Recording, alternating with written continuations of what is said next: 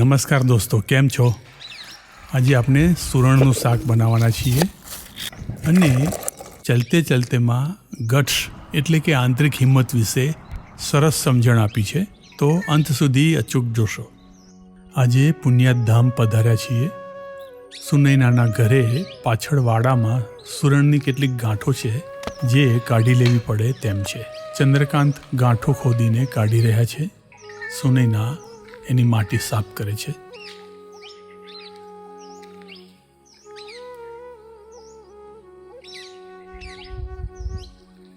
લ્યો, આ બ્રશથી સુરણ સાફ કરવાનો આઈડિયા મને ગમ્યો.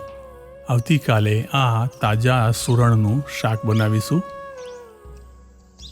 दोस्तों, हमारे सभी वीडियो 2 लैंग्वेज में होते हैं. लैंग्वेज सिलेक्ट करने के लिए आपको सेटिंग में जाना है, फिर ऑडियो टैग सिलेक्ट करना है और इसमें से अपनी मनपसंद लैंग्वेज सिलेक्ट करना है. हमारा भगत समाज में पापड़ी नो ऑर्डर मण में अपाय. 1 मण 2 मण टूंकमां जमती वेळा खास करीने साँजना भोजन में અને શિયાળામાં સવારે મેથી પાક સાથે પાપડી સિવાય કશું જ ન જાય. હા, મેથી પાકની રેસીપી જોવા માટે ઉપરની લિંક ક્લિક કરશો. આજે આપણે વાત કરીશું એક એવી દેશી શાકભાજીની જેને ખાતા ઘણા લોકો ડરે છે, પણ યોગ્ય રીતે ખાવામાં આવે તો એ અમૃત સમાન છે, જેને આપણે સુરણ કહીએ છીએ. સુરણનું શાક બનાવીશું આજે.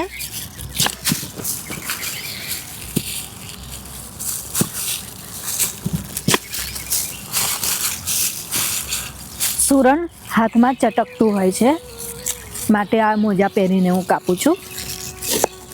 આ તાજું સુરણ છે.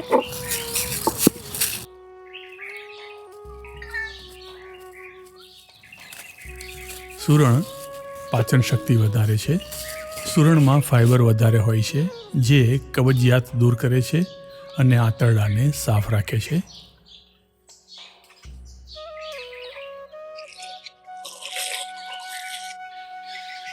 બવાસીર એટલે કે પાઇલ્સ.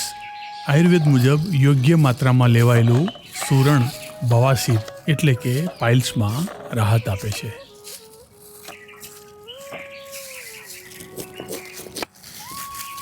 સુરણ શરીરમાં સોજો ઘટાડે છે.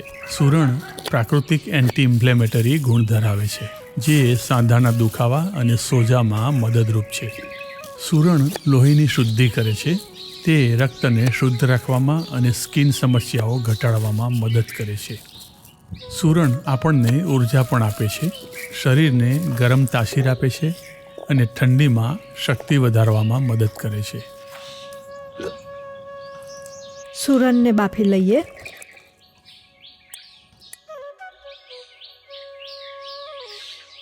એક ટીસ્પૂન મીઠું ઉમેરીશું.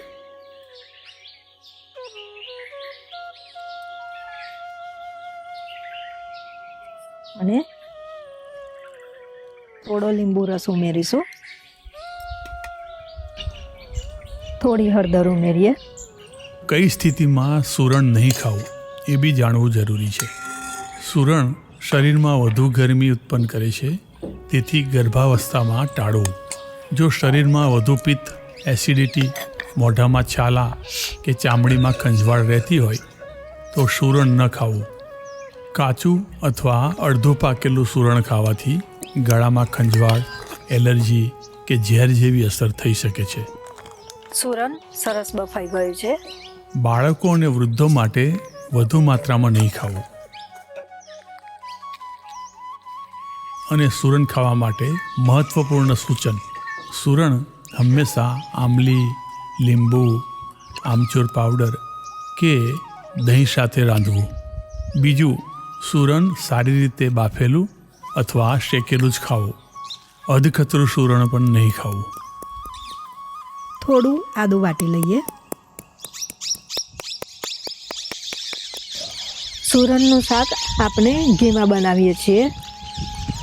જો તમને સરસવનું તેલ ભાવતું હોય તો એમાં પણ બનાવી શકાય.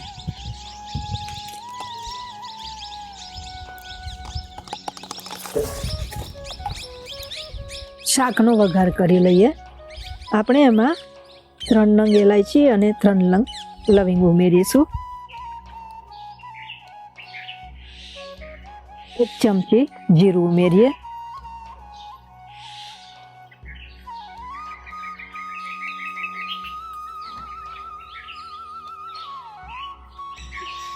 આદુની પેસ્ટ ઉમેરીએ. લીલા મરચાં ઉમેરીશું.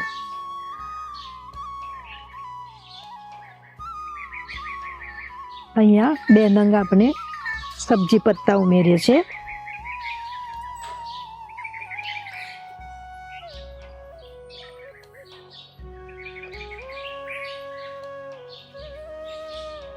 એક ચમચી હિંગ ઉમેરીશું.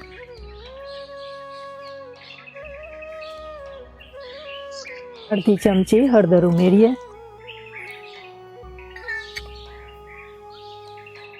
1 ચમચી લાલ મરચું ઉમેરીશું.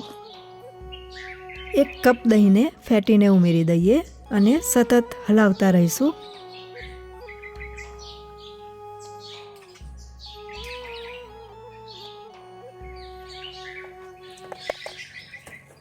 થોડો સંચળ પાવડર ઉમેરીએ.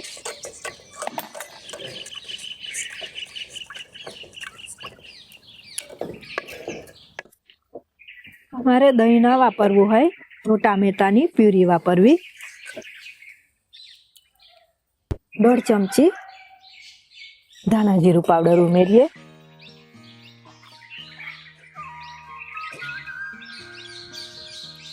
સૂરણ ઉમેરી દઈએ.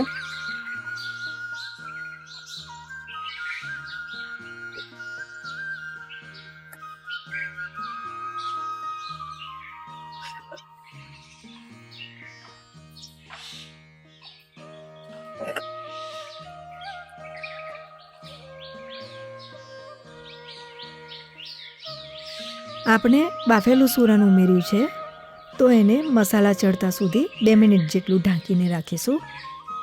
આપણે એમાં થોડો લીંબુ રસ ઉમેરીએ. લીલા ધાણા ઉમેરીશું.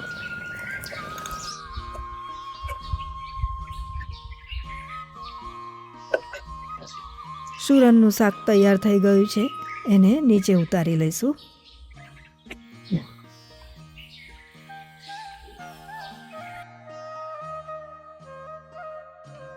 મિત્રો, ગટ્સ એટલે કે આંતરિક હિંમત. જીવનમાં ક્યારેક એવી પળો આવતી હોય છે જ્યારે આપણને ખબર હોય કે આપણે શું કરવું જોઈએ, પરંતુ આપણે એનો અમલ કરતાં ગભરાઈએ છીએ. આ કોઈ બહારનો ડર નથી, આપણી અંદરનો જ છે. અને અહીંથી જ ગટ્સનો જન્મ થાય છે. ગટ્સ એટલે બેફિકર થવું એ નહીં. ગટ્સ એટલે ડર ન લાગવો તે નહીં. ગટ્સ એટલે ડર હોવા છતાં આગળ વધવું. ક્યારેક ગટ્સ એટલે ના કહેવાની હિંમત, તો ક્યારેક ગટ્સ એટલે માફ કરી દેવાની હિંમત, અને ક્યારેક પડીને ઊભા થવાની હિંમત. ક્યારેક ગટ્સ ખૂબ શાંત હોય છે. જેમ કે કોઈ તમને દુઃખ આપે પણ તમે બદલો લેવાની જગ્યાએ એને માફ કરીને આગળ વધવાનું પસંદ કરો. એ નબળાઈ નથી, એ તમારી સૌથી મોટી શક્તિ છે. બાળક ચાલતા શીખે ત્યારે વારંવાર પડે છે, પરંતુ દર વખતે એ ફરીથી ઊભું થઈને ચાલવા પ્રયત્ન કરે છે. એને કોઈ શીખવતું નથી, પરંતુ એને અંદરથી જ સમજ આવે છે. એ જન્મજાત ગટ્સ છે. ઘણીવાર માણસ પાસે બંદૂક હોય, બંદૂક ફોડવા જેવી પરિસ્થિતિનું પણ નિર્માણ થઈ ચૂક્યું હોય, પરંતુ બંદૂક ફોડવાની હિંમત જ નથી હોતી. દરેક માણસ પાસે પ્રતિભા હોય છે, પરંતુ દરેક પાસે પોતાના અંદરના અવાજને સાંભળવાની હિંમત નથી હોતી. લોકો વાતો કરશે, લોકો શંકા કરશે, પણ યાદ રાખજો, તમારું જીવન લોકોની વાતોથી નહીં, તમારા નિર્ણયોથી બને છે. હવે આપણી આંતરિક હિંમત કેવી રીતે વિકસાવવી? ઘણીવાર આપણે આવેશમાં આવીને અથવા લાગણીવશ થઈને હા પાડી દઈએ છીએ. પછી આપણાથી એ થતું નથી અને આપણે ખોટા ધસેડાઈએ છીએ. આવી જગ્યાએ ના પાડવી એ સાચી ગટ્સ છે. ઘણીવાર કોઈ સંસ્થાઓ બોલી બોલે છે તો જુસ્સામાં લોકો લખાવે છે, મારા આટલા લાખ, મારા ઘીના ડબ્બા. પરંતુ જ્યારે તેની ઉઘરાણી ચાલુ થાય છે ત્યારે બધા જ આઘા પાછા થાય છે. તો આવી વખતે આવેશમાં આવીને હા પાડવી એ ખોટું છે. શક્તિ વગર ભક્તિ કરવી નહીં, એ યાદ રાખવું. જો ત્યાં તમે ચોખવટ કરીને કહી દો કે હું આપી શકું તેમ નથી, તો એ તમારી ગટ્સ છે, એ તમારી આંતરિક હિંમત છે. રોજ નાના નાના ડર સામે ઊભા રહો, જેમ કે કોઈને ફોન કરવો, કોઈને હા પાડતા પહેલાં પ્રશ્નો પૂછવા, અથવા પોતાનો વિચાર વ્યક્ત કરવો. ડરને ટાળો નહીં, પણ ડરને ફેસ કરો. ભૂલ થવી એ ગુનો નથી કે કમજોરી પણ નથી, પરંતુ પોતાની ભૂલ સ્વીકારવી એ ગટ્સ છે. એ જ તમારો ખજાનો છે. ચાલો આજથી એક વચન લઈએ કે હું મારા ડર કરતાં મારી હિંમતને મોટી બનાવીશ. આગલા વિડીયોમાં ફરીથી મળીએ. જય ભારત, વંદે માતરમ.